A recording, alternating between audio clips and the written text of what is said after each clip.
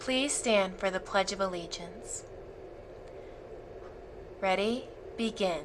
I pledge allegiance to the flag of the United States of America and to the republic for which it stands, one nation, under God, indivisible, with liberty and justice for all. You may be seated. Good morning, Buffalo ladies and gentlemen. Today is Tuesday, March 24th, 2026, and we're so happy you're here today. For lunch, you can choose between a cinnamon roll with vegetarian 3-bean chili or a toasted cheese sandwich.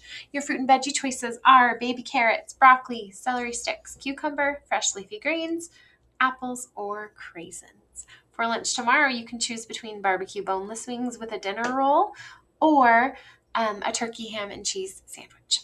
Sounds yummy. We have no birthdays today, teachers or students, so we're going to jump straight over into talking about our learner profile attribute for the month, open-minded. We will have our IB assembly on Friday, where we will honor students who show up as especially open-minded in our school, who are open, who understand their own beliefs and ideas and likes and dislikes, and the reasons behind those, but they're also willing to be open to the ideas of others. So I'm really excited to be able to honor those students and be able to hear about some of the ways that our classmates are working to be open-minded.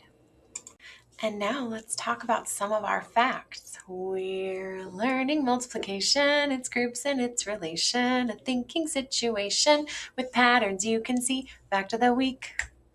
Fact of the week, fact of the week, fact of the week, fact of the week.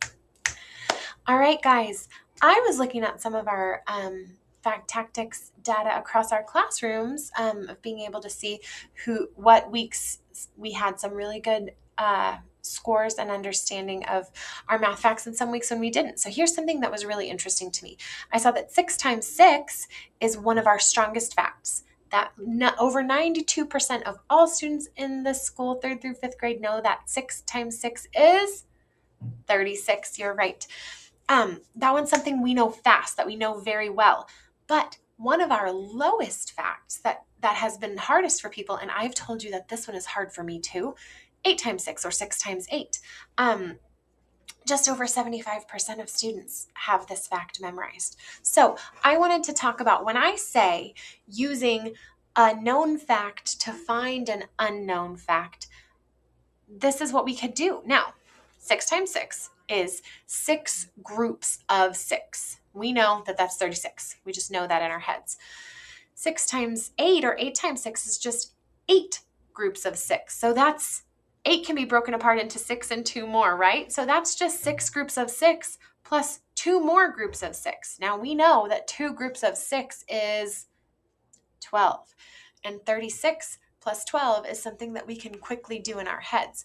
So that's where we have to start being flexible with our numbers. I know that 36 and 12 more is 48. So then 6 times 8 or 8 times 6 is 48. There are other ways that other known facts that you could use. You could use your twos facts.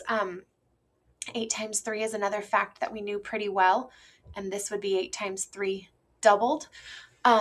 So there are other known facts that you can use, but it was just very interesting to me that our 6 times 6 fact is one of the strongest, and then another fact you can use to build off of that is one that we're still working on. So continue to use your known facts to work on facts that you're not quite sure about yet, and think about how those numbers are related or how you can break apart the factors in your multiplication to try and figure out an answer that makes sense or a strategy that makes sense. So I'll have my cards in the hallway, and I would love to hear some of your strategies. I hope you have a wonderful day, and I'll see you in the hallways. Bye.